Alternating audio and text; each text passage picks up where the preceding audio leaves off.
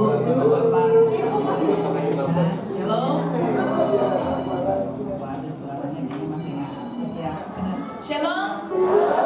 Ya, ini udah minggu kedua ya di bulan Januari, Desember lagi di bulan Desember ya. Kita udah maju ke tahun 2024. Kita tahu dan kita rasakan kasih Tuhan begitu nyata dalam hidup kita. Amin. Kita bisa duduk di tempat ini, kita bisa memuji Tuhan, memuliakan Tuhan. Itu karena kasih anugerahnya yang melimpah bagi kita. Karena hanya Tuhan satu-satunya yang layak kita sembah. Kita rasakan kasih-Nya, kita rasakan kuasa-Nya dan mujizat-Nya bagi kita semua. Amin. Mudah-mudahan ya. Kalau anak Tuhan tuh nggak pakai mudah-mudahan berarti belum tentu. Tapi pasti bahwa berkat Tuhan akan tercurah bagi kita. Bukan hanya berkat jasmani, tapi berkat Tuhan. Amin. Kalau kita bangkit berdiri, kita katakan bahwa hanya Tuhan yang layak kita sembah dan Tuhan yang layak kita tinggikan semua mahkota dunia. Kebanggaan kita akan letakkan.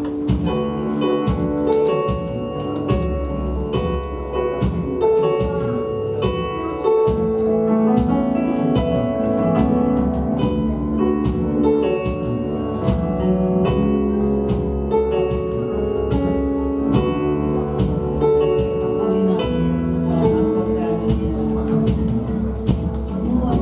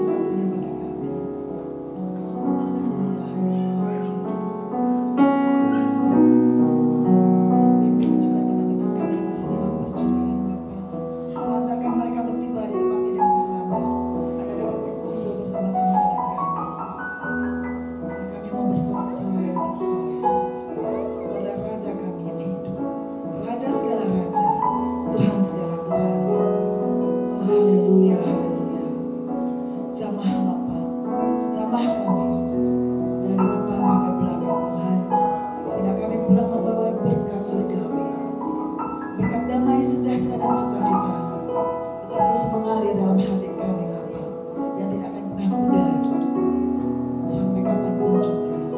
Terima kasih Yesus, terima kasih. Ini yang kecil suaranya. Suara kecil dari Tuhan, suara Tuhan.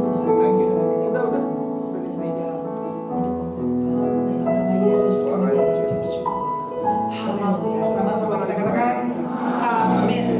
Haleluya. Sungguh luar biasa. Kita tahu kasih Allah-Nya pada kehidupan kita. Amin. Kalau kita berada di sini, berarti kita sudah mengenal siapa Tuhan kita. Kita tahu ya, bukan mengenal secara pribadi. Karena kita yang tahu dalam hati kita apakah benar atau mengenal Allah. Tetapi kalau kita lihat orang-orang di luar sana, mereka masih mencari Tuhan mereka untuk memberikan mereka kebutuhan hidup, untuk memberikan mereka kesenangan, kekuasaan. Tetapi apa tugas kita? Kita sebagai anak-anak Allah di tahun 2024 ini, kita melakukan misi, yaitu penginjilan. Kita ajak mereka yang di luar sana. Karena kalau kita melihat di pinggir-pinggir jalan, di tengah-tengah jalan, jangan jauh-jauh, mungkin di sekitar rumah kita banyak mereka yang terhilang, yang sudah meninggalkan Tuhan atau yang belum mengenal Tuhan. Inilah tugas kita yang berada di tempat ini, untuk memanggil mereka, karena mereka perlukan Tuhan di samping mereka, Tuhan di dalam hati mereka. Katakan tiap hari ditemukan mereka yang terhilang. Lagu ini untuk tugas kita di dalam kehidupan kita.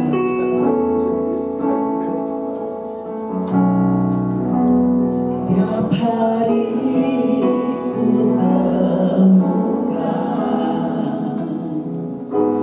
mereka yang terhilang,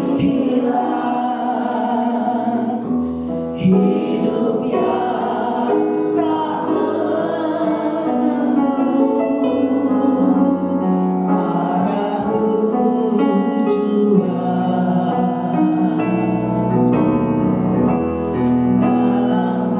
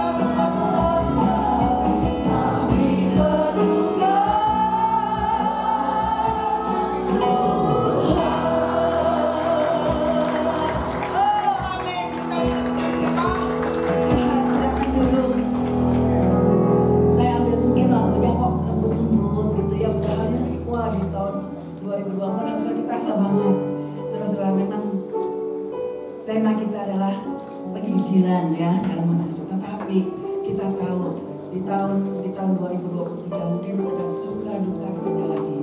Orang bilang di tahun 2024 akan mengalami masalah yang lebih sulit bagi tahun ini. Apalagi mau pemilu segala macam ya.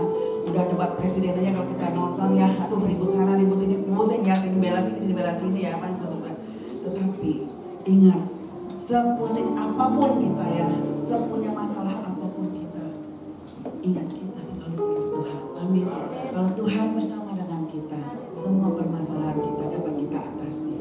Bukannya keluar dari masalah Tuhan kasih, tetapi Tuhan kasih jalan keluar bagi kita. Amin. Dan di tahun 2024 kesusahan boleh datang, tapi kita tetap berjalan bersama Tuhan, maka kita akan menang. Amin. Begitu pula orang-orang di sekitar kita. Jangan hanya kita sendiri yang diselamatkan. Kita ajak saudara kita, anak kita, mantu kita yang belum kenal Allah. Mungkin kita melihat mereka, biar yang penting hidupnya udah enak kok ya. Dia nggak ikut Tuhan aja, hidupnya senang, punya mobil banyak, punya rumah gede gitu ya. Tetapi kita tahu, harta dunia tidak akan bertahan lama. Tetapi harta surgawi kita akan hidup selama-lamanya bersama dengan Tuhan. Amin. Oleh karena itu kita perlu Tuhan seperti lagu pujian tadi. Jadi kalau pikir kok lagunya ini mungkin kelihatannya baru, seperti lagu lama semua saya ambil ya. Kenapa? Karena dimulai tahun 2024 kita mulai berjalan bersama Tuhan. Bukannya 2024 aja, mungkin yang lalu-lalu juga kita bersama Tuhan ya. Tetapi ini mengingatkan kita untuk tidak pernah, jangan meninggalkan Tuhan. Karena orang yang bersama Tuhan aja kadang-kadang mengalami masalah kalau dia melenceng dikit, apalagi orang yang tidak di dalam Tuhan. Oleh karena itu kita tahu, selalu kita ingat akan kasih Allah kepada kita. Oleh karena itu ya, kita berada di sini sungguh luar biasa ibu-ibu bapak-bapak. Bisa merasakan itu karena kita tahu. Kasih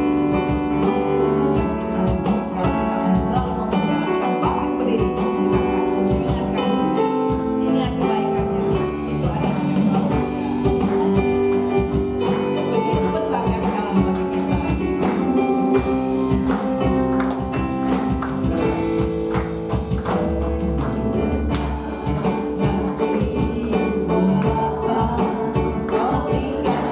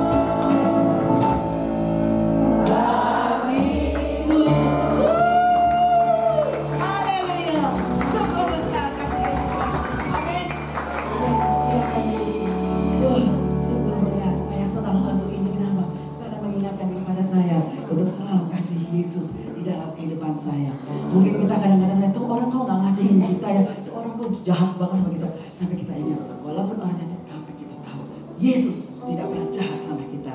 Dia selalu mengasihi kita.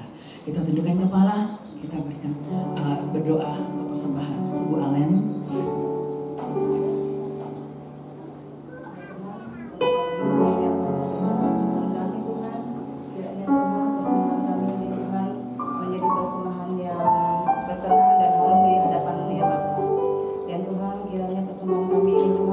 Bisa memperluas kerajaan di tempat ini ya Bapak.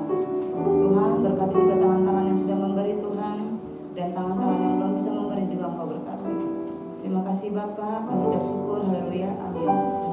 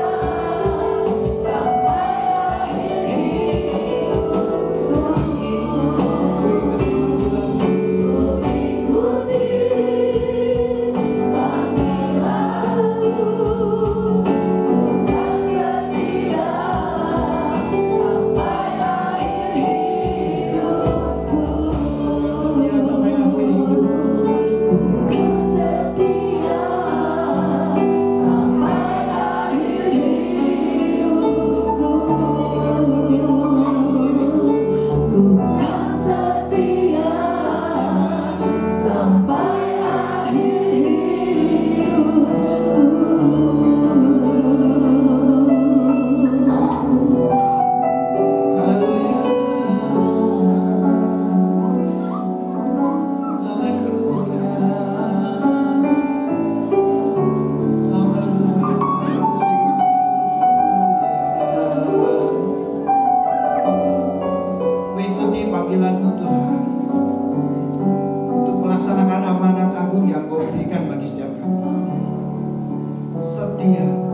sampai akhir hidupku. Statement ini Bapa atas setiap pribadi, supaya kami boleh melakukannya hanya dengan mata yang tertuju kepada Engkau Yesus Kristus Tuhan. Atas kasih yang sudah Kau nyatakan dalam hidup kami, berkati setiap kami Bapa pada perundungan pagi siang ini. Di dalam nama Yesus kami ucap syukur dan berdoa. Amin. Silakan duduk Ibu Bapak yang dikasihi Tuhan. Shalom. Oke, sebenarnya saya rada bingung dengan pujian-pujian kita hari ini gitu. Istri saya bawainnya saya juga rada bingung gitu. Tapi saya mencoba menangkap esensi yang dia coba sajikan, yang dia coba bawakan gitu dalam puji-pujiannya. Kalau boleh dirangkum, mungkin statementnya seperti ini. Menghadapi tahun yang baru ini atau di hari-hari kita ke depan, kita tahu kita mengalami hal yang tidak terlalu mudah dan akan lebih sulit dari tahun-tahun yang akan datang. Dan kita butuh Tuhan. Kira-kira begitu ya, lagu yang kedua. Begitu ya, saya coba rearrange lagunya. Jadi kita butuh Tuhan dalam kehidupan kita sehingga Tuhan bisa berkarya dalam hidup kita. Dan kemudian disambung dengan lagu ketiga dan keempat yang dikatakan bahwa Tuhan itu mengasihi kita. Dan kasihnya sudah nyata. Dan kita sudah merayakan bulan lalu. Dia Allah yang besar, yang mau jadi manusia yang hina untuk setiap kita, untuk menebus segala dosa kesalahan kita yang mengakibatkan dunia yang tidak makin lebih baik. Itu dosa. Dan dia sudah tebus dosa-dosa itu ketika dia lahir menjadi bayi yang begitu papa, begitu miskin. Jadi kalau saudara Bapak Ibu baca Alkitab ya, Yesus ketika lahir, kemudian Yesus dipersembahkan, yang juga saya coba bawakan pada akhir tahun ke Simeon. Dan ketika Yesus mempersembahkan Yesus di Simeon, kira-kira umurnya 8 hari. Dan di situ ditulis bahwa Yesus dan Maria membawa burung merpati. Ya kalau dulu begitu, kalau mempersembahkan ke gereja, anak yang dipersembahkan dikasih persembahan. Tergantung level ekonomi siapa orang yang mempersembahkan anaknya. Kita mencatat kalau burung merpati yang diberi itu berarti orang itu sangat miskin. Dan Yesus ketika dipersembahkan, Maria dan Yusuf memberi burung merpati. Memang mereka miskin. Sampai akhirnya mereka dapat uang dari orang Majus berupa emas, kemenyan dan perak, begitu. Untuk dipakai Yesus untuk pergi ke Mesir. Karena peristiwa kemudian kita tahu ada proses pembunuhan, Yesus dibawa ke Mesir. Sehingga Yesus aman. Allah yang begitu agung, Allah yang begitu mulia, turun ke dunia yang begitu sengsara. Papa mamanya juga sengsara. Masih bayi udah dibawa ke luar negeri, ke Mesir, hanya dengan uang seadanya yang dari pemberian orang-orang Majus. Tuhan kita karyanya luar biasa. Saudara, kasihnya sudah terbukti dan kita sudah rayakan dan kita sudah menerimanya, bukan? Sehingga kita mesti sangat yakin bahwa kasih itu yang yang ada pada kita itu akan menuntun kita. Karena Kristus yang kita terima adalah Kristus yang adalah penasihat ajaib. Masih ingat ya? Apalagi ya? Apalagi ya, belum ada sebulan tuh. Kalau Pak Iwan nggak dengar sih. Kalau Iwan ada di tempat lain. Yesus yang adalah penasehat ajaib, Allah yang kekal, Raja damai, begitu kan? Apalagi satu lagi? Iya, Allah yang kekal, penasehat ajaib, pertama penasehat yang ajaib, Bapa yang kekal, Allah yang perkasa, Raja damai. Jadi dia adalah memberi damai. Jadi ketika kesulitan yang akan kita hadapi ke depan, kita punya Yesus yang adalah penasehat kita. Kita punya Dia yang adalah Allah yang perkasa. Dan Dia adalah pemberi damai bagi kita. Meskipun badai ada, tapi kita tetap harusnya damai karena Kristus yang ada dalam kita. Dan kita sudah merasakannya itu. Harusnya kita sangat yakin karena Dia yang menyertai kita. Tapi di lagu pertama dikatakan ada banyak orang yang perlu Tuhan. Begitu ya, benar ya Bapak Ibu ya. Pujian pertama mengatakan itu, jadi urutannya mesti dibalik dulu.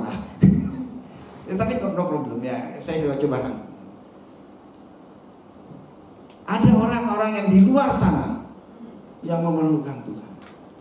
Nah, siapa yang membawa berita damai ini? Nah, masuklah tema kita yang hari ini, yaitu amanat agung. Gitu ya Pak? Kira-kira begitu ya Bapak Ibu dikasih Tuhan. Saya coba membawa kronologisnya. Ayat yang kita ambil adalah di Matius pasal 28. Satu ayat yang sangat terkenal. Saya akan coba bacakan. Matius 28. Karena itu pergilah, jadikanlah semua bangsa muridku, dan baptiskanlah mereka dalam nama Bapa dan Anak dan Roh Kudus. Dan ajarkan mereka melakukan segala sesuatu yang telah kuperintahkan kepadamu. Dan ketahuilah, aku menyertai kamu senantiasa sampai kepada akhir zaman. Jadi Bapak Ibu yang dikasihi Tuhan, ini beritanya. Ini harus kita bawa dalam hidup kita. Ini adalah amanat agung. Jadi perintah Tuhan ketika Tuhan naik ke surga, ketika Yesus dari mati dan dikubur dan lalu bangkit, lalu dia naik ke surga. Dalam naik ke surga dia beritakan ini di Matius 28 ini kepada murid-muridnya, dan kita adalah murid-muridnya.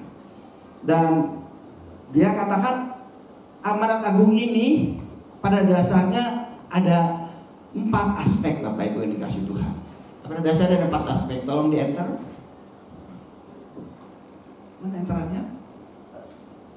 Jadi ini amanat agung. Amanat agung ini ada 4 aspek pada Bapak Ibu yang dikasih Tuhan. Jadi amanat agung ini sebenarnya adalah kehidupan kita sehari-hari. Kita sebagai orang yang sudah menerima kasih Tuhan, yang tahu bahwa dunia ini sulit dan dunia ini perlu kasih Allah. Dan di sana yang kita sudah menerima kasih itu, dan di sana masih ada banyak orang yang belum menerima Kristus. Dan ini harus kita bawa dalam kehidupan kita keseharian. Amanat agung ini bukan suatu event, bukan satu event, bukan satu cerita saya harus nginjil keluar ke daerah-daerah terpencil kemana gitu. Bukan satu event Bapak Ibu yang dikasih Tuhan, tetapi adalah seluruh hidup kita. Amanat agung ini adalah seluruh kehidupan kekristenan kita semestinya. Kenapa? Karena amanat agung ini ada 4 aspek. Coba tolong enter, Jo. Pertama, beritakan. Kalau di Matius katakan pergilah. Pergilah gitu. Jadi pergi, tapi kalau di Injil lain katakan beritakanlah begitu. Ya, jadi saya lebih gampang maksudnya pergi untuk memberitakan. Memberitakan apa? Memberitakan bahwa yang kedua, Jo, memberitakan bahwa ada keselamatan yang datangnya dari Yesus Tuhan. Jadi amanat agung itu begitu ya Bapak Ibu yang kasih Tuhan. Kita harus beritakan bahwa ada Sang Juru Selamat satu-satunya di dunia ini, yang memberikan kasih-Nya yang luar biasa kepada umat manusia, sehingga melalui Dia ada jalan keselamatan, ada karya ajaib. Yang ditutup dengan pujian yang tadi terakhir, bahwa mujizat itu pasti masih ada, bahwa ada karya yang ajaib. Kita ajarkan, statementnya gitu ya, ajarkan untuk semua menjadikan apa? Menjadikan murid Kristus. Jadi kita bukan membawa orang ke gereja mengenal Tuhan untuk jadi Kristen. Bukan Bapak Ibu yang dikasih Tuhan. Bukan. Untuk menjadikan murid Kristus. Ada banyak orang yang percaya Tuhan. Saya berkali-kali selalu suka bilang, ada banyak orang yang percaya Tuhan, tetapi dia bukan murid Tuhan. Ada banyak orang Kristen, tapi mereka bukan murid Tuhan. Nah, Bapak Ibu dikasih Tuhan, kalau kita mau mengetahui karya kekristenan, itu adalah ujungnya murid Tuhan. Tadi kan saya baca gitu kan ya. Pergilah, jadikanlah semua bangsa murid Yesus, bukan murid Pak Handoko, bukan murid Samuel, bukan murid siapa gitu. Murid Kristus. Itu esensinya. Bukan kita dibawa untuk percaya Tuhan saja. Mungkin saya perlu baca satu ayat lagi yang kagak ada di slide sih. Saya kasih tahu Bapak Ibu, ada banyak orang percaya sama Tuhan ya. Ada banyak orang yang percaya. Bagaimana nggak percaya Tuhan kita ajaib? Ketika Tuhan Yesus hidup di zaman 2000 tahun yang lalu, ada begitu banyak orang yang percaya sama Tuhan. Sama kayak sekarang juga ada ada begitu banyak orang yang percaya sama Tuhan Yesus itu. Kenapa percaya? Karena hidupnya ditolong Tuhan. Tetapi dalam ujung-ujungnya dia tidak pernah menjadi murid Tuhan. Saya mau baca tadi kagak jadi. Di Yohanes ya, coba Yohanes pasal 2. Biar lebih tegas aja. Dan sementara Yesus di Yohanes pasal 2 ayat 23, dan sementara Yesus di Yerusalem selama hari raya Paskah, jadi sebelum Yesus disalib, banyak orang percaya dalam namanya karena mereka telah melihat tanda-tanda yang diadakan Yesus. Tetapi Yesus sendiri tidak mempercayakan dirinya kepada mereka karena ia mengenal semua mereka. Jadi ada banyak orang yang percaya Yesus karena tanda ajaib yang Yesus buat. Jadi ada banyak orang Kristen yang percaya Tuhan karena dia percaya bahwa dia merasa Tuhan sudah tolong dia. Ada banyak saudara yang dikasih Tuhan. Mudah-mudahan bukan kita di antara yang itu. Kenapa kalau bukan Tuhan yang mempercayakan dirinya? Mereka tuh percaya Tuhan karena Tuhan melakukan perbuatan yang ajaib atas hidup mereka. Perbuatan yang dahsyat. Bagaimana tidak? Orang lumpuh jalan, orang dituruni dari langit sembuh, orang yang gak bisa buta melihat, orang yang buta melihat dengan karya Tuhan yang ajaib. Ya orang percaya. Dan bukankah di Yohanes pasal 7 juga dikatakan ketika Yesus berjalan banyak orang yang mengikuti dia. Tapi ketika Yesus mengajar, akulah roti hidup, Yohanes pasal 6, semua pada lari, semua pada pergi. Sehingga Yesus sendiri ngomong sama murid-muridnya, kamu juga mau pergi?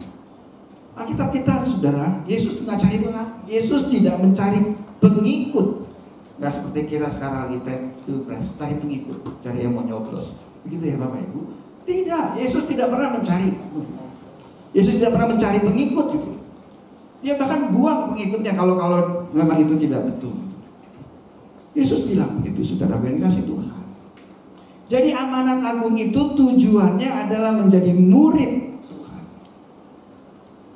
Kita jadi orang Kristen, Bapak Ibu yang dikasih Tuhan, kita harus menjadi murid Tuhan. Kekristenan itu harus menjadi murid Tuhan. Ntar kepanjangan, nanti ada temanya ya Pak, kalau nggak salah ya.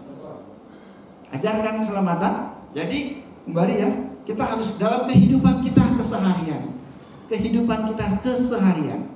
Tidak ada orang Kristen yang tidak terlibat di dalam amanat agung. Saya mesti tegaskan itu Bapak Ibu yang dikasih Tuhan, tidak ada orang yang menjadi murid Tuhan yang tidak terlibat dalam amanat agung. Jadi dia paling tidak pasti memberitakan Yesus adalah satu-satunya jalan keselamatan.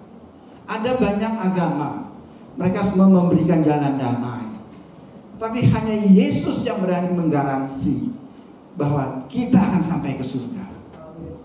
Hanya Yesus yang berani berkata itu. Tidak ada ajaran agama lain yang berani mengatakan yang ikut aku akan sampai kepada Bapa. Tidak ada Bapak Ibu yang dikasih Tuhan. Lalu apalagi setelah diajarkan dibaptiskan mereka. Makanya kenapa orang Kristen yang percaya Tuhan harus dibaptis.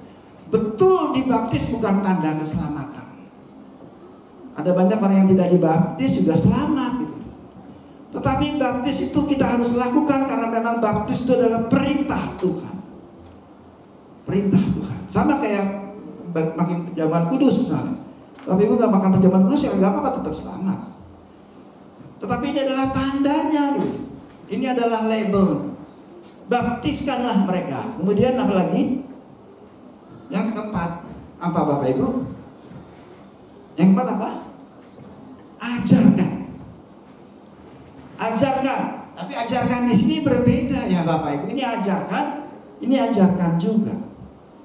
Tapi di sini ajarkan bahwa ada satu juru selamat, yaitu Yesus Tuhan, yang lahirnya begitu ajaib, matinya juga begitu ajaib, naik ke surga juga begitu ajaib. Tidak ada manusia yang lahir di bumi ini seperti Yesus. Dan tidak ada orang yang manusia di bumi ini juga seperti Yesus ketika dia bangkit. Semua yang bangkit itu dibangkitkan. Semua orang yang mati bangkit itu karena ada orang yang membangkitkan. Benar nggak Bapak Ibu? Ya, ada Elia membangkitkan orang. Orang itu bangkit, tapi Yesus bangkit sendiri, saudara. Yesus bangkit sendiri, nggak ada orang yang membangkitkan Yesus itu. Nah, kita mencatat Yesus bangkit sendiri karena dia adalah Allah. Dan Alkitab kita mengatakan memang dia adalah Allah. Tapi dia juga manusia. Mana ada yang kayak begitu kecuali Kristen. Jadi 4 ini saudara gue dikasih Tuhan. Setiap hidup kita, Bapak Ibu, setiap hidup kita coba kita perhatikan baik-baik. Apakah kita melakukan itu? Tentu setiap orang Kristen harus ada salah satu dari sini. Nggak bisa semua. Yang bisa ngebaptis kan hanya Pak Handoko. Benar ya Bapak Ibu? Ya mungkin Pak Iwan, mungkin Pak Berlali. Mungkin yang lain nggak bisa ngebaptis. Tapi ada beberapa gereja yang siapapun boleh baptis. Siapapun boleh baptis. Ketika saya ada di Kanada lagi nih nemenin Dina Dion di gereja baptis di sana. Kalau ada seorang anak dibaptis, yang ngebaptis anak itu tidak hanya pendeta. Yang ngebaptis anak itu papa mamanya. Papa mamanya ikut ngebaptis anak itu. Kalau nggak ada papa mamanya, kakek neneknya. Kalau nggak ada kakek neneknya, ya orang yang menginjili dia. Jadi orang ini nanti ngomong siapa yang membuat dia begitu yakin bahwa dia mau dibaptis. Nah orang itu yang dibaptis dia. Bersama Bapak Gembala tentunya. Di Kanada pada waktu itu setiap gereja beda-beda ya Bapak Ibu. Setiap gereja beda-beda. Jadi nggak masalah itu semua. Di Indonesia juga ada beberapa orang yang bisa membaptis, bukan hanya gembala sidang. Itu nggak jadi masalah. Intinya baptis itu ada satu event saja. Kalau baptis itu hanya satu event, satu peristiwa seumur hidup begitu loh. Ya, tapi kalau yang lain semuanya ini tidak. Apakah kita sebagai orang tua Kristen misalnya, apakah kita memberitakan kepada anak-anak kita bahwa percaya Yesus ya dari kecil? Kita lakukan itu nggak Bapak Ibu? Bapak Ibu begitu kan? Ya. Jadi Bapak orang Kristen yang sesungguhnya itu akan bertanggung jawab kepada anak-anaknya, bertanggung jawab sama Tuhan untuk anak-anaknya percaya Tuhan. Jadi dia paling tidak memberitakan keselamatan kepada anak-anaknya. Paling tidak mengajarkan kepada anak-anaknya untuk melakukan firman Tuhan. Benar nggak Bapak Ibu? Atau Bapak Ibu nyuruh anak-anak tidak melakukan firman Tuhan? Tidak, bukan? Karena setiap kita ini harus melakukan amanat agung. Harus Bapak Ibu. Karena ini adalah suatu amanat yang tidak bisa tidak kita kerjakan. Jadi kita harus melakukan semuanya ini gitu. Salah satu dari antara ini pasti kita terlibat. Kita kasih tahu sama mereka. Jadi ini bukan tugas hamba Tuhan. Amanat agung itu bukan tugas Pak Handoko, bukan tugas Pak Brother Ali. Buka gereja ini, amanat agung buka. Buka gereja ini, mereka mau buka gereja, mau buka persekutuan, itu adalah amanat agung. Rumah ibu, bapak dipakai untuk tempat komsel, itu adalah langkah amanat agung. Itu adalah, mungkin kita nggak aktif melakukannya, mungkin hanya menyediakan tempat, tapi kita terlibat di dalamnya. Bapak ibu pelayanan, itu adalah amanat agung. Semuanya kita memfasilitasi untuk bisa melakukan ini. Ini adalah kehidupan kita. Jadi amanat agung itu kehidupan kita. Lagi ini kita pernah berdiskusi, kita pengen suatu kali nanti kita pengen keluar kota untuk menginjil gitu ya Pak Doko. Begitu ya kok Iwan ya. Lalu kita ada rencana begitu Bapak Ibu. Karena kita ingin melakukan amanat agung. Saudaraku yang dikasih Tuhan, ya itu baik untuk kalau kita lakukan. Tentu itu baik dan sangat baik. Karena kalau kita pergi keluar menginjil, bukan kita yang hanya menjadi pelayan, kita juga mesti keluarin uang, gitu ya Pak Doko. Nggak cukup bawa uang mungkin 20 juta, nggak cukup. Karena banyak gereja-gereja di desa sana yang butuh bantuan. Dan kita datang ke sana, kita harus kasih dia uang. Dan kita belum punya kesempatan untuk melakukan itu. Mungkin 1 tahun ke depan, 2 tahun ke depan. Begitu ya, amin Bapak Ibu. Makanya kenapa Bapak itu juga harusnya terlibat di dalam itu semua. Berikan fasilitas pada gereja supaya gereja bisa mengutus orang pergi keluar. Itu ciami banget. Itu yang didambakan. Tapi kalau itu belum bisa kita kerjakan, paling tidak keseharian dalam hidup setiap kita melakukan amanat agung ini. Amin Bapak Ibu. Ya, tapi motivasinya apa? Nah, hari ini saya pengen sajikan, sebenarnya saya sudah selesai firman Tuhan yang saya sajikan ini. Tapi ini adalah hal yang biasa untuk kita lakukan. Jadi kita harus beritakan. Kita harus beritakan ada Sang Juru Selamat dan Dia Yesus Tuhan. Semua agama mengajar yang baik, hidup yang baik di dunia ini. Tetapi hanya ada satu agama Kristen. Kebaikan kita itu sampai ke surga sana. Karena Sang Kristus yang melakukannya bagi kita. Yang kita mungkin tidak bisa membaptis, tapi paling kita mendorong anak untuk bisa dibaptis. Mengajak anak untuk bisa dibaptis, itu adalah bagian dari kita. Ini bukan tugas hamba-hamba Tuhan saja, tugas seluruh kita, murid Kristus. Sampai sini jelas ya Bapak Ibu. Mudah-mudahan amanat agung ini close. Amanat agung ini adalah milik setiap kita, tanggung jawab setiap kita. Kristus sudah memberikan otoritas yang begitu besar, dan Dia katakan kepada kita di akhir ayat, senantiasa sampai kepada akhir zaman. Enter lagi Job, penyertaan Allah. Jadi ketika kita melakukan ini Bapak Ibu, kadang tidak heran dalam seorang anak atau seorang mama mendoakan anaknya untuk percaya Tuhan, atau anaknya mendoakan mama papanya untuk percaya Tuhan. Itu makan waktu 20 tahun, benar nggak Bapak Ibu? Mungkin sampai papa itu akan mau meninggal baru dia percaya Tuhan. Tetapi ketahuilah, setiap apapun yang Bapak Ibu kerjakan, Tuhan menyertai. Dari awal sampai akhir itu penyertaan Tuhan selalu ada. Ingat Immanuel. Saudaraku yang dikasih Tuhan, makanya kita masih bisa melihat mujizat yang at the end. Pujian yang keempat, yang terakhir tadi. Kita percaya ada mujizat yang Allah akan beri bagi setiap kita. Mungkin orang itu sangat keras untuk bisa bertobat. Mungkin orang itu sangat sulit untuk bertobat. Tapi kita tahu, kalau kita sudah beritakan, itu tinggal urusan Tuhan. Tuhan akan bekerja. Tetapi tentunya kita harus memberikan keteladanan di dalam melakukan semuanya itu. Bagaimana kita bisa ajarkan ke anak kita kalau kita sendiri tidak melakukan firman Tuhan? Benar nggak Bapak Ibu? Ya, kita harus bisa melakukan semuanya ini.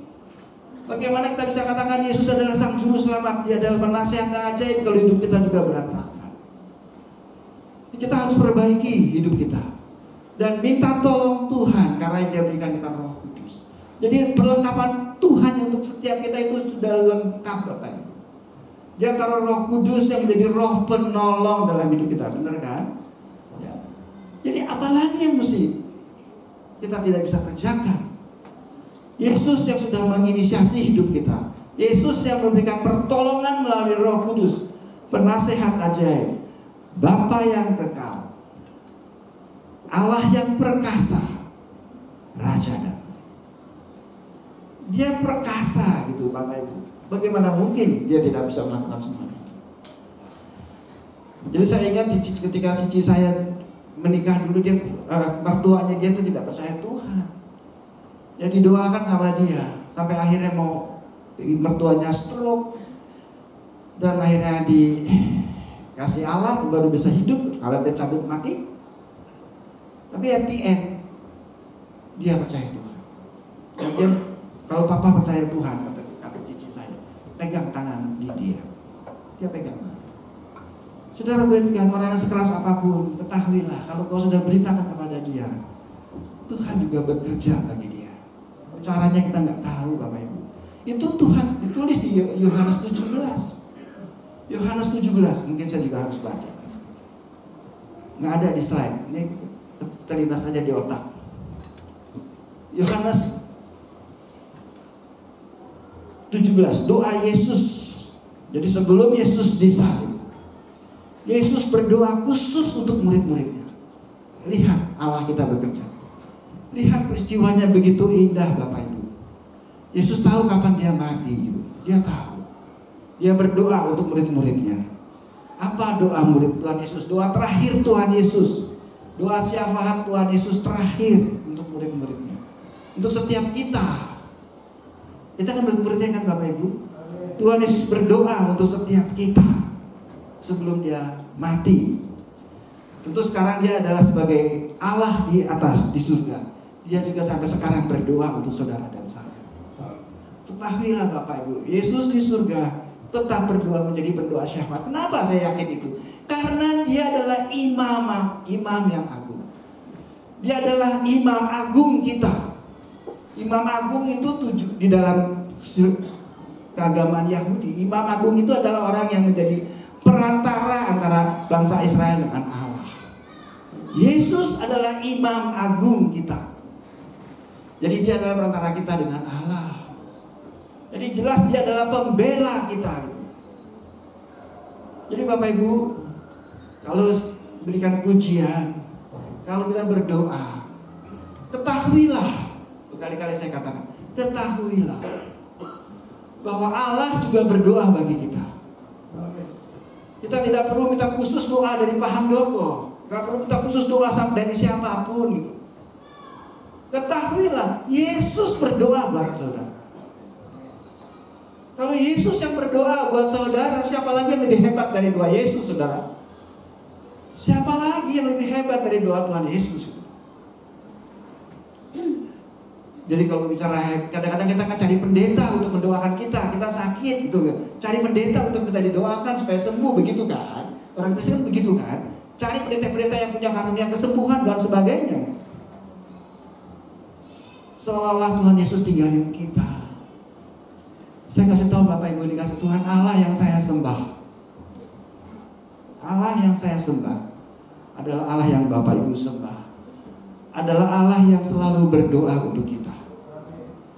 Jadi jangan khawatir bahwa dia tidak menyertai kita. Yang menjadi khawatir adalah kita mau disertai Tuhan atau enggak gitu. Ya, jangan pernah khawatir Allah meninggalkan kita. Yang perlu dikhawatirkan kita yang meninggalkan Allah. Bapak Ibu dikasih Tuhan, seorang anak yang dituntun papa mamanya, bisa nggak dia nyasar, saudara? Nggak bisa dia nyasar. Tapi kalau anak itu lepasin tangan papa mamanya, bisa nggak dia nyasar, saudara? Ya bisa. Itu kekristenan. Sebenarnya Allah mau pegang tangan kita. Cuma mau nggak kita dipegang tangan oleh Allah? Tangan kita dipegang tangan. Kita maunya enggak. Aku mau bebas. Aku mau suka-suka aku. Benar nggak Bapak Ibu? Saudara, itu yang terjadi. Bukankah anak mau lepasin tangan kita karena anak pengen bebas kan? Benar kan? Sama persis. Hati-hati Bapak Ibu dikasih Tuhan. Saudaraku, Allah pegang tangan kita. Orang tua yang pegang tangan anak, apakah tangan anaknya diikat? Gitu? Apakah orang anaknya gak boleh melakukan segala sesuatu? Ya tentu tidak. Kita orang tua kan ngawasi, bukan? Perhatikanlah cara orang tua yang baik merawat anaknya. Itulah cara Allah merawat kita. Kira-kira ya begitu. Allah kita aja yang penuh dosa itu merawat anak kita dengan caring yang luar biasa. Benar ya Bapak Ibu? Bayangkan Allah yang merawat saudara dan saya. Saudara kalau dikasih Tuhan, saya percaya mama saya merawat saya itu dengan luar biasa hebat. Saya percaya. Makanya ketika saya menikah sama istri saya bilang jangan berantem sama mama saya. Kali-kali saya bilang begitu ya. Jangan berantem sama mama saya. Mama saya salah aja, kamu salah. Saya bilang begitu Bapak Ibu. Karena saya percaya banget bahwa saya merawat saya dengan baik. Dan saya juga percaya mama saya sayang saya juga sayang mama saya juga sayang istri saya. Saya nggak mau istri saya berantem sama mama saya. Ngerti nggak Bapak Ibu? Saya nggak mau mereka berdua berantem. Kalau mereka berdua berantem, saya pusing juga keliling kan, benar nggak? Jadi sebelum berantem saya kasih tahu jangan berantem ya gitu. Ngerti ya Bapak Ibu? Ya bukan saya pengen bela mama saya, sama sekali tidak. Itu yang terjadi ya Bapak Ibu dikasih Tuhan. Allah itu sangat mengasihi kita. Dan kita sudah tahu kasihnya yang memang dahsyat. Nah, jadi Bapak Ibu ketika kita melakukan semuanya ini dalam kehidupan kita sehari-hari, dalam kehidupan kita sehari-hari, apakah itu menjadi beban? Nah itu menjadi pertanyaan. Apakah itu menjadi beban dalam hidup saya. Wah, berarti saya kalau pelayanan bakal menjadi beban. Apakah menjadi sesuatu yang mengikat saya? Jadi apa motivasinya? Apakah saya melakukan pelayanan supaya nanti Tuhan berkati saya? Begitu nggak Bapak Ibu? Saya melakukan ini apakah bagaimana persembahan, perpuluhan? Ada banyak hamba Tuhan mungkin berkata, berikanlah sama Tuhan, nanti Tuhan akan kembalikan 1000 kali lipat. Saya gedein ya. Dan kita contohin maksimum 100 kali lipat, begitu ya. Tuhan akan kembalikan 1000 kali lipat. Ya kita judi, kasih 1000 dapatnya 1 juta. Siapa yang kagak mau Bapak Ibu? Kasih 10 juta dapatnya ambles. Jadi kita jangan melakukan itu semua. Jangan melakukan semua perintah Tuhan dengan batasan supaya Tuhan memberkati kita. Saya sudah kasih tahu tadi berkali-kali, Allah itu mengasihi kita. Enggak ada orang yang mengasihi kita yang membuat kita terlantar. Benar nggak Bapak Ibu? Apalagi dia perkasa, apalagi dia hebat gitu. Bagaimana mungkin dia melangkari kita? Tidak mungkin. Yang ada adalah kita berjalan dalam jalan Allah atau tidak. Kita berjalan dalam jalan Dia atau tidak. Yang penting itu Bapak Ibu. Kekristenan itu hanya mengandalkan Tuhan, bukan mengandalkan otak, bukan mengandalkan keterampilan kita.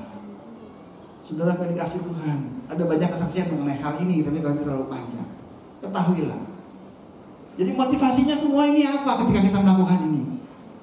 Ketika didik anak kita kagak bisa dididik, kita didik juga tetap begitu. Saudara dikasih Tuhan, ingatlah Tuhan menyertai kita. Suatu saat Dia akan bertobat. Saya juga pernah ceritakan anak koko yang bandel kan, benar nggak? Ya, anak koko saya begitu bandel, saudaraku ini kasih Tuhan, suruh belajar kagak mau, lagi di sekolah. Sampai dia bilang, Papa bunuh Mesa juga, Pak Mesa nggak mau belajar. Bilang apa? Papanya pendeta, koko saya pendetain. Anaknya nggak mau belajar, saya tahu dimarahin. Anaknya ngomong gitu, nggak bisa diajar itu anak. Saya nggak tahu keturunan siapa. Kalau keturunan keluarga saya sih nggak kayak begitu mestinya. Tapi istrinya juga nggak begitu. Saya juga heran dia bisa begitu. Tapi itu mungkin menjadi pelajaran. Kalau nggak saya nggak bisa saksikan. Papanya apa yang dilakukan? Papanya setiap malam cuma didoakan saja. Didoakan doang. Setiap malam didoakan, ditupangin tangan apa-apa. Anak itu sekolah pendeta sekarang. Dan dia udah lulus master pendeta. Master MA gitu. Nggak, karena dia S1-nya dia elektro lah, berdua elektromekanika. Dia jadi hamba Tuhan. Anak ini menikah, istrinya melahirkan anak, hanya dalam hitungan jam meninggal. Kenapa? Karena tempurung kepalanya tidak ada. Meninggal. Anak kedua juga demikian. Tapi mereka berdua kokoh di dalam Tuhan. Dan mereka tahu itu terjadi. Dan dia tetap teguh. Dia tidak pernah menyerah. Anak itu begitu keras dan begitu susah diajar, tapi menjadi anak yang begitu mengasihi Tuhan. Bapak Ibu dikasih Tuhan. Kenapa? Karena Tuhan janji. Banyak banget. Setiap aktivitas, setiap kegiatan yang kita berikan, yang saudara lakukan hanya untuk Tuhan. Dan karena saudara melakukannya dengan dasar yang akan saya cerita nanti, apa motivasi kita melakukan itu semua, Tuhan akan berkarya. Tuhan akan terlibat di dalamnya. Dan saudara akan melihat karya-karya ajaib Allah. Bukan karya ajaib kita. Karya ajaib yang Allah berikan. Hanya saudara kita hanya kagum-kagum saja. Tuhan yang ajaib. Jadi motivasinya apa? Ketika kita melakukan semua perintah Allah, ketika kita melakukan semua yang Tuhan mau dalam hidup setiap kita, kita belajar percaya sama Dia. Apa motivasinya? Yang pertama adalah kehendak Allah. Ketahuilah itu adalah Allah yang Allah mau. Kalau saudara tahu bos saudara maunya apa, masa saudara mau turutin? Benar nggak Bapak Ibu? Kadang-kadang kita cari apa sih maunya Allah dalam hidup saya gitu. Kalau saya buka ini susah, buka ini susah, buka ini susah, begitu kadang-kadang ya. Kita pengen cari apa sih maunya Allah? Kehendak Allah apa sih? Saudara, kehendak Allah supaya saudara itu baik adanya. Yaitu 1 Yohanes 2 tadi juga sebenarnya kehendak Allah ya. Ada banyak ayat ya Bapak Ibu, saya cuma ambil salah satu aja. 1 Yohanes 2 ayat 17 katakan, dan dunia ini sedang lenyap dengan keinginannya. Tetapi orang yang melakukan kehendak Allah tetap hidup selama-lamanya. Jadi kalau kita melakukan kehendak Allah, kita akan hidup selama-lamanya. Alkitab lagi mencatat hidup dengan kelimpahan. Yohanes 10 ayat 10, benar ya Pak? Aku datang memberi hidup dan kelimpahan. Kelimpahan itu bukan berarti uang yang banyak ya Bapak Ibu. Kelimpahan itu artinya penuh dengan sukacita yang datangnya dari Allah. Di tanggal 31 Desember kan saya bicara antara sukacita dan keberhasilan. Kita penuh sukacita dalam Tuhan. Ini adalah amanat agung, itu adalah kehendak Allah. Jadi hendaklah kita lakukan. Yang kedua, itu adalah perintah Allah. Jadi itu perintah. 1 Korintus 9 dan 17, kalau andai kata aku melakukannya menurut kehendakku sendiri, memang aku berhak menerima upah. Tetapi karena aku melakukannya bukan menurut kehendakku sendiri, pemberitaan itu adalah tugas penyelenggaraan yang ditanggungkan kepadaku. Jadi Paulus berargumentasi pada orang-orang di Korintus pada waktu itu. Aku melakukan penginjilan, aku melakukan amanat agung bukan maunya aku. Karena aku tahu itu adalah perintah dari Bapa. Aku harus mengerjakannya. Makanya aku mau dikasih upah, nggak dikasih upah, aku sudah dapat upah dari Tuhan. Jadi ketika kita melakukan semua yang Allah mau dalam hidup kita untuk kita kerjakan sebagai murid Kristus, ketahuilah, nggak usah mikir reward yang akan saudara dapat, karena saudara mendapatkan reward yang lebih dari apa yang saudara pikir. Saudara akan dikasih Tuhan. Ini Paulus, dia bilang ini adalah perintah Tuhan. Jadi nggak pikirin apa yang terjadi, harus aku kerjakan. Yang ketiga saudara, kasih Allah. 2 Korintus 5 ayat 12, dan Kristus telah mati untuk semua orang, supaya mereka yang hidup tidak lagi hidup untuk dirinya sendiri, tapi untuk Dia yang telah mati dan telah dibangkitkan untuk kita. Yang ketiga adalah kasih Allah. Makanya kalau kita tidak menerima kasih Tuhan, kalau kita tidak tahu betapa kasih Allah begitu agung dan besar, saudara sulit berkorban bagi Kristus. Saudara sulit untuk melakukan sesuatu untuk Tuhan, karena saudara merasa Tuhan nggak tolong kita. Tapi ketahuilah, ketika kita tahu kasih Allah yang besar, nggak pernah kita ragu untuk memberikan apa yang bisa kita berikan. Tidak pernah, aku dalam hidup aku nggak pernah menolak segala pelayanan yang diberikan. Semaksimal mungkin aku iyain. Ya tentu jangan pasang minta jam 11 bawa firman Tuhan ya. Ya berarti kayak kalau nggak ada ya kalau boleh buat begitu kan. Tapi bukan begitu caranya. Karena pelayanan itu juga harus dipikirin baik-baik begitu kan. Harus disiapkan lebih baik. Berikan yang terbaik bagi Allah. Bukankah itu benar? Bukan asal-asalan, yang penting jalan lah gitu. Sudah akan dikasih Tuhan. Karena segala sesuatu yang kita lakukan, segala Tuhan itu untuk apa? Kan begitu kan. Jadi kalau saya memberikan sesuatu untuk orang yang saya hargai, pasti kita memberikan yang terbaik bagi dia, benar nggak? Ya, bagaimana dengan Allah? Kita berikan untuk Allah, masa kayak yang terbaik? Kasih Allah.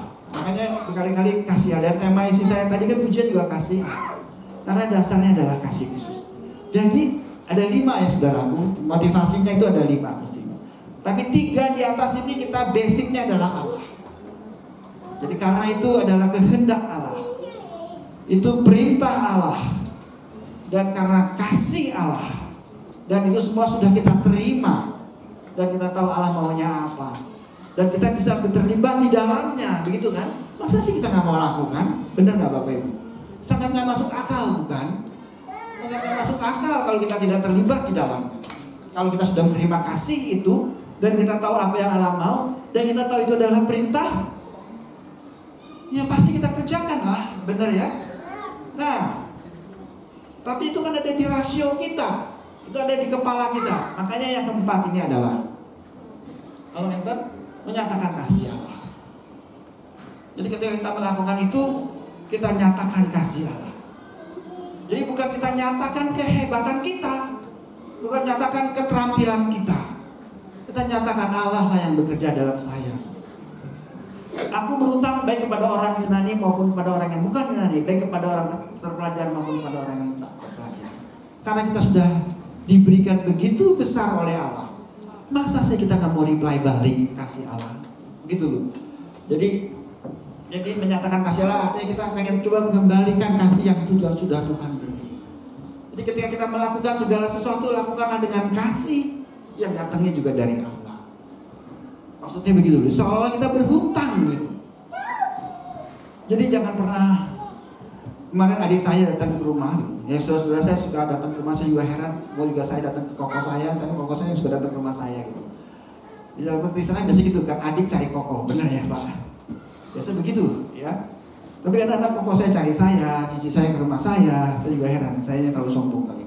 Mau ke rumah mereka, bukan gitu ya, bukan begitu gitu. Ada saya bilang saudara, di gereja Papa memang. Ya saya sedikit kesaksian ya saudara, dikasih Tuhan. Ini kadang-kadang kita anak Tuhan suka kurang ajar sama Tuhan. Ya kadang-kadang anak Tuhan suka menyepelekan Tuhan. Ya, jadi ada banyak orang anak-anak Tuhan yang hidupnya berantakan gara-gara itu. Tapi apakah dia selamat? Saya cukup yakin dia selamat. Karena ada Alkitab yang mengatakan, ya kita membangun kehidupan kerohanian kita ada yang diberikan dengan dasar-dasar permata, benar nggak Bapak Ibu? Batu-batu permata atau dengan jerami, gitu kan? Tapi kalau kita membangun kerohanian kita dengan jerami, maka kita akan hangus terbakar, benar nggak Bapak Ibu? Nah, kita bilang gitu ya Pak. Tetapi kita tetap diselamatkan. Tapi kan kita nggak mau hidup di dunia ini nggak enak, benar nggak? Nanti di surga enak, mau kayak gitu? Jadi anak Tuhan, jadi murid Tuhan hidup di dunia ini susah, gitu loh. Tetapi nanti di surga kita masuk surga, mau nggak begitu? Ya maunya nggak mau, tapi masih lebih baik daripada nggak masuk surga juga kan, benar nggak? Benar ya? Ya tapi enaknya begitulah, rugi kalau kita begitu gitu, jadi anak Tuhan. Tuhan mau menyertai kita di dunia ini. Adik saya bilang, dulu 20, 30 tahun, 40 tahun lalu lah, ketika papa saya jadi pendeta di sana, kami masih pada kecil-kecil, ya kami mungkin pelayan Tuhan yang seada-adanya aja. Kami hanya bisa memberi tenaga, tidak bisa memberi uang. Ada beberapa orang yang bisa memberi uang, tidak bisa memberi tenaga. Biasanya gereja itu begitu. Ada yang bisa memberi tenaga, ada yang bisa memberi uang. Ada yang bisa kasih ide dan melakukannya, nggak cuma ide doang, tapi juga melakukannya. Ada yang kasih uang untuk jalan. Ya selalu begitu kan, uang perlu kan. Tapi hati-hati kalau kita hanya kasih uang ya Bapak Ibu, hati-hati. Bukan nggak boleh, ada tuh boleh. Ya tapi jangan cuma uang kita. Kami sekeluarga cuma kasih tenaga. Kami tenaga nggak punya uang karena kami 8 saudara dan kami bukan orang kaya. Tetapi 40-50 tahun sampai sekarang, ketika kami sudah besar, hidup kami jauh lebih baik daripada mereka yang membantu gereja dengan uang. Daripada mereka yang membantu gereja dengan uang. Saya tidak mengatakan yang dengan uang sekarang jelek ya, jangan salah ya Bapak Ibu ya, jangan salah. Saya lebih yakin kalau Bapak Ibu sudah kasih itu dan lebih baik lagi, itu jalan lebih baik dari kami.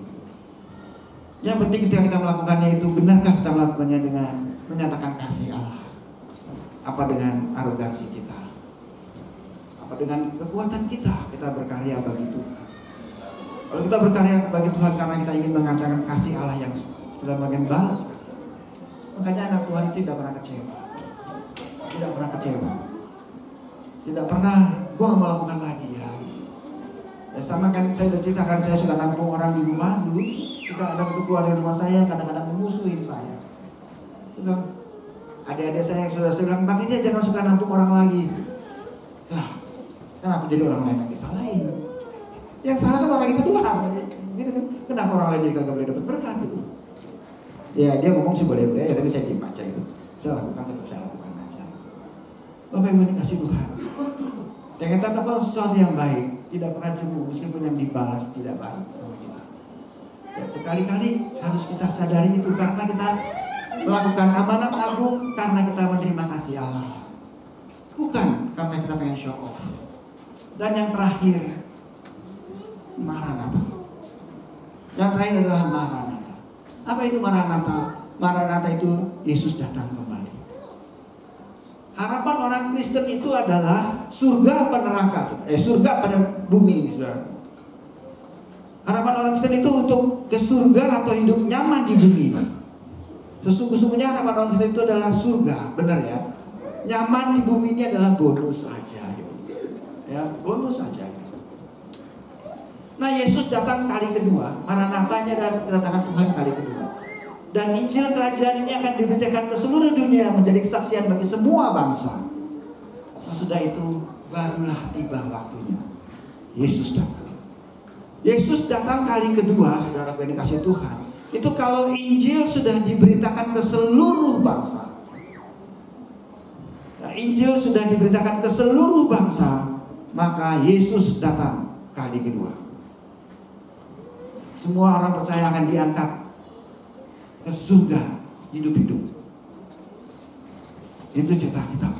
Itu tafsiran Alkitab. Nanti ketika Yesus datang kali kedua, orang yang hidup itu diangkat ke surga. Orang yang hidup, yang percaya Tuhan dengan sungguh, yang merupakan bilangannya Allah, dia akan naik ke surga hidup-hidup. Seperti Yesus naik ke surga. Bukankah Yesus naik ke surga juga dibilang itu, aku akan datang kembali seperti yang kau lihat. Dan kita juga akan diangkat ke surga seperti Kristus.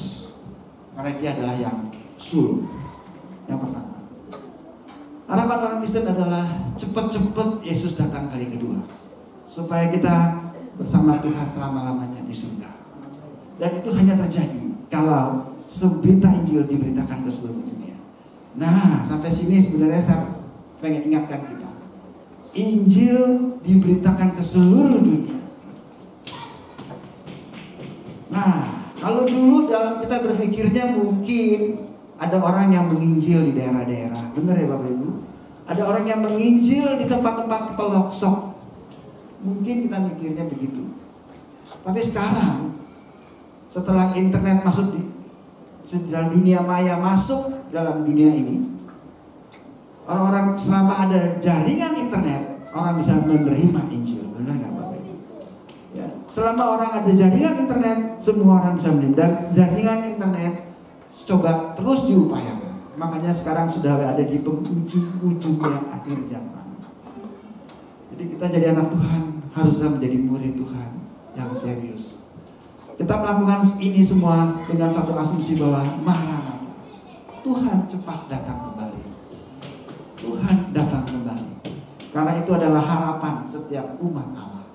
Jadi harapan kita sebenarnya Bapak Ibu, harapan kita murid-murid Tuhan sebenarnya adalah kedatangan Tuhan kali kedua. Bukan harapan kita sebagai umat Tuhan adalah hidup sukses di dunia ini.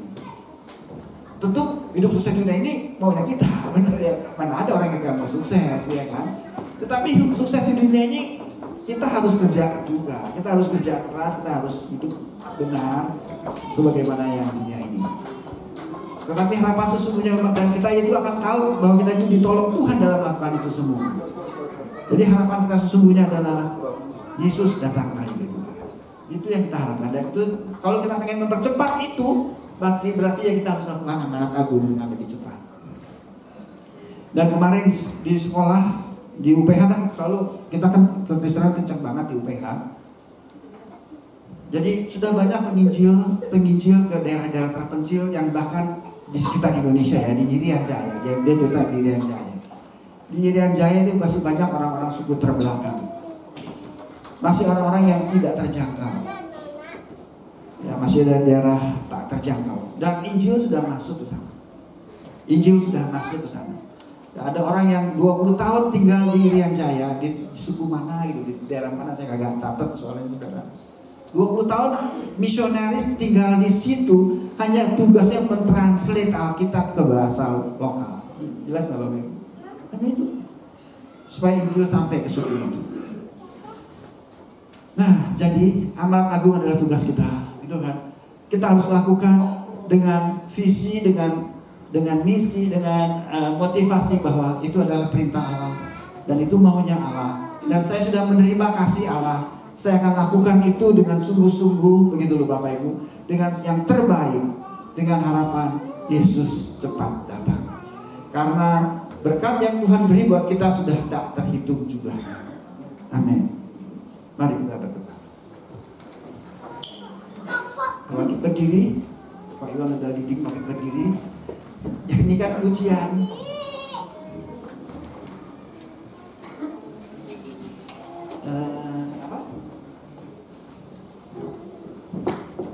Hidup ini adalah kesempatan. Kalau kita hidup saat ini, kita diberikan kesempatan sama Tuhan Yesus, sama Allah kita untuk terlibat dalam amanat agung. Lakukan amanat agung sesuai dengan peran kita masing-masing. Kalau kita seorang kepala keluarga, ya kita ajak anak-anak kita untuk mengenal Tuhan, untuk jalani jalan Tuhan, hidup dalam kebenaran. Kalau kita anak-anak muda, jadilah teladan di keluarga kita, menjadi anak yang berbakti kepada orang tua. Tunjukkan Allah mengasihimu dan kau mengasihi orang tua. Apapun yang orang tuamu kerjakan, kasihi dia dengan kasih yang Allah beri. Hidup ini adalah kesempatan.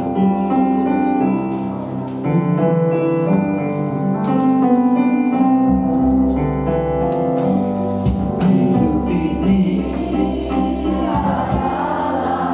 kesempatan. Nyanyikan pujian ini dengan hati kita.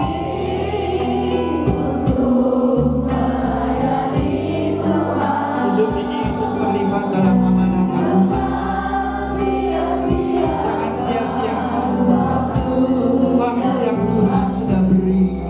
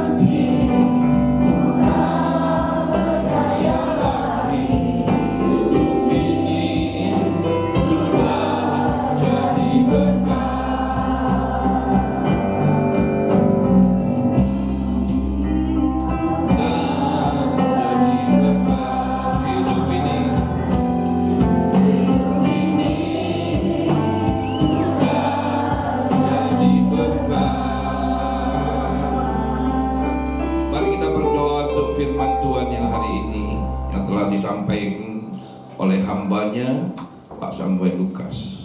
Kami percaya Tuhan, apa yang kau sampaikan firman hari ini, jadikanlah semua bangsa murid Kristus.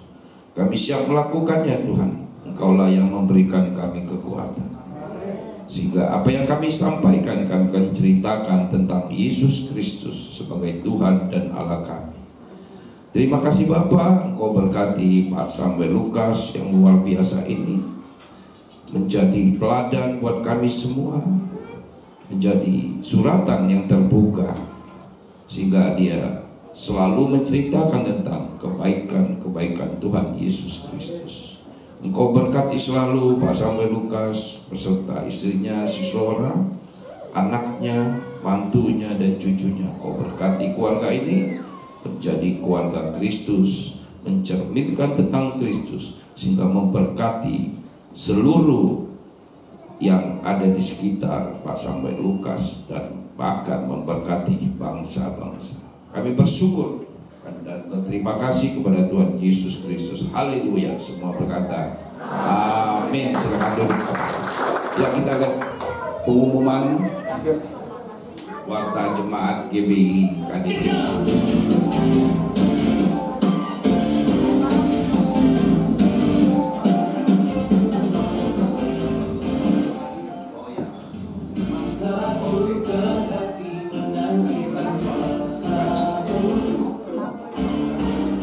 Kehadiranmu membebaskan hidupku,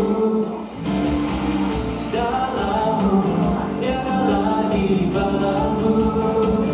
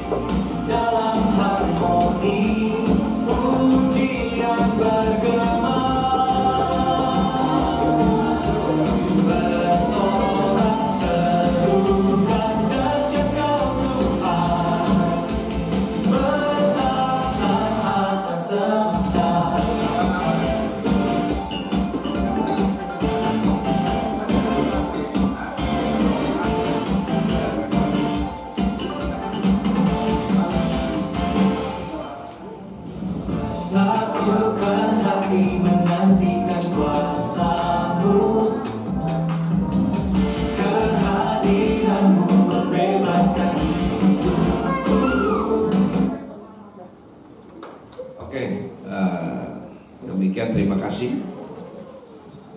Ya, kita sudah ada di awal 2024 ini. Kami juga memikirkan nanti akan ke depannya seperti apa.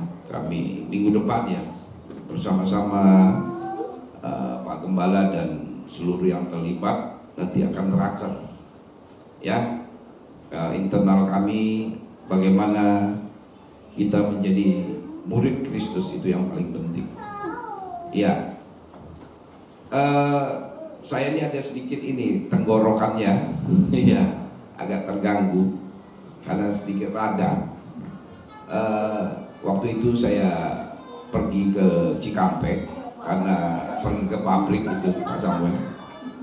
Pergi ke pabrik, jadi saya lapar. Lapar itu sepanjang jalan pohon rambutan itu tumbuh semua berbuah. Iya, jadi menarik.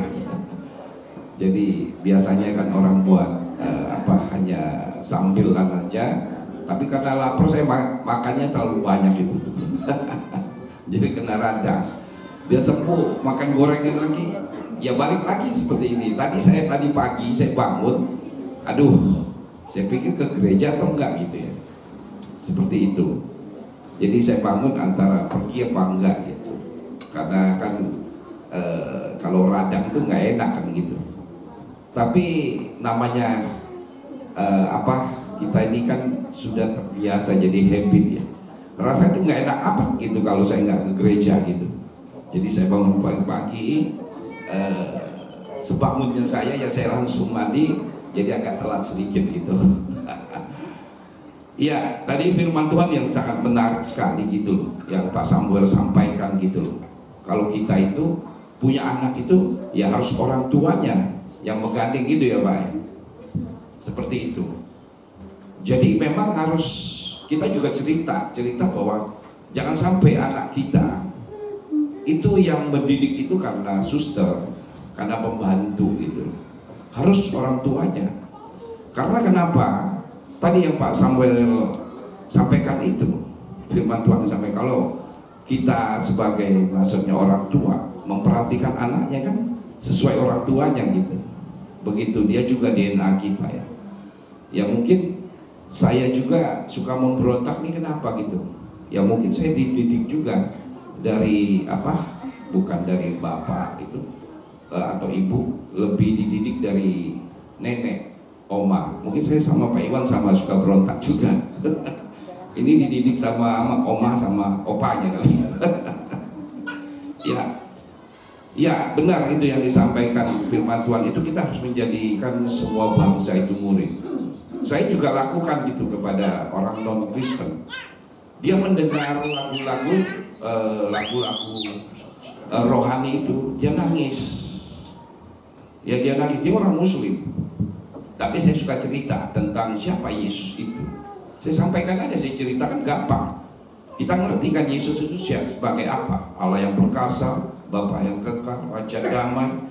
Dia menuntut setiap jalan kita, maka dia disebut penasehat ajaib. Kita sampaikan situ aja. Nah, kita maksudnya kalau berdoa gimana? Ya kita doa itu pujian dan nyanyian itu. Itu sama, semua agama pun juga punya pujian dan nyanyian. Itu bentuknya itu ya lagu dan pujian gitu. Jadi kita ajarkan gitu. Jadi dia bilang, kalau saya dengar lagu Waktu Tuhan katanya, aduh saya nangis. Kenapa ya Pak? Seperti itu. Ya mungkin anak-anak Tuhan bisa menjawab sendiri kenapa seperti itu. Oke, tadi yang sudah disampaikan bahwa Tuhan itu imam agung kita, gitu ya Pak Samuel ya.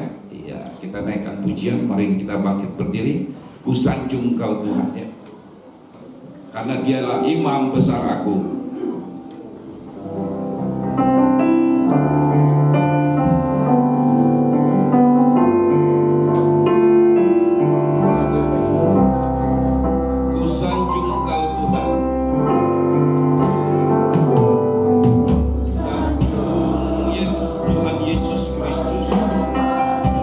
Imam besar aku.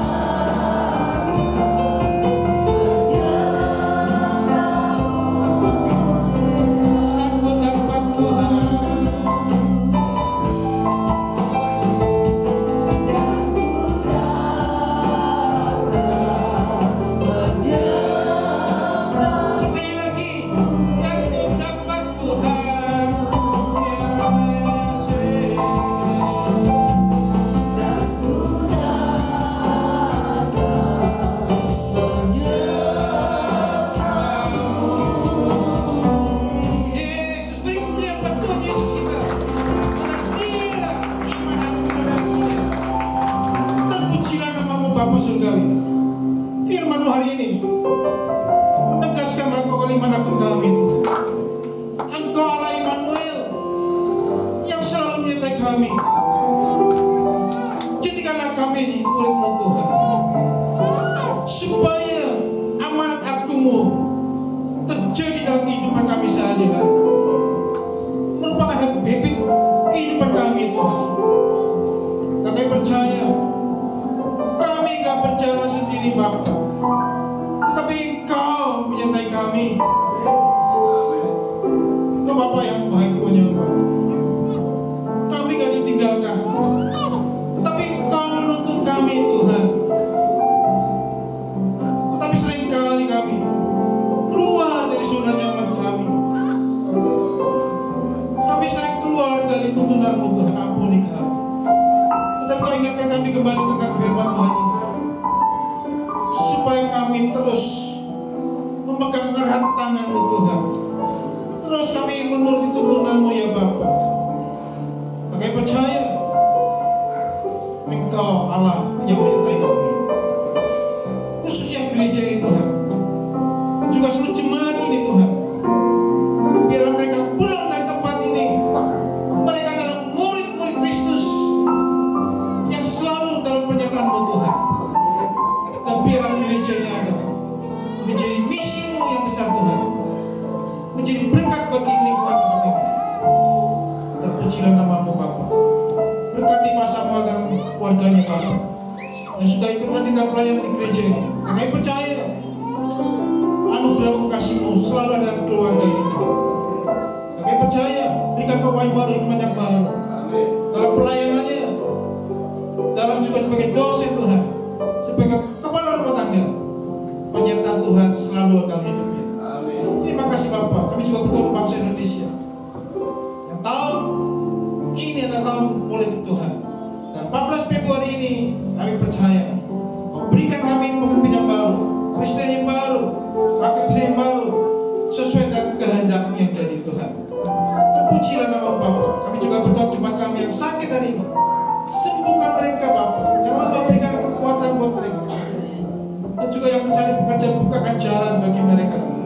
Yang sekolah, yang kuliah, campur tangan buat mereka, supaya mereka menjadi terang dan garam di sekolah, di kampusnya, dimanapun mereka berada, menjadi berkat-Mu Tuhan. Terima kasih Bapak.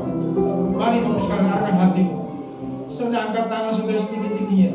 Terimalah berkat dari Allah Bapa surgawi dan kasih-Nya lewat putra yang Tuhan Yesus Kristus, dan tuntunan Roh Kudus mulai hari ini sampai Tuhan Yesus datang kali kedua. Di dalam nama Tuhan Yesus Kristus yang sudah terima berkat Tuhan, katakan amin.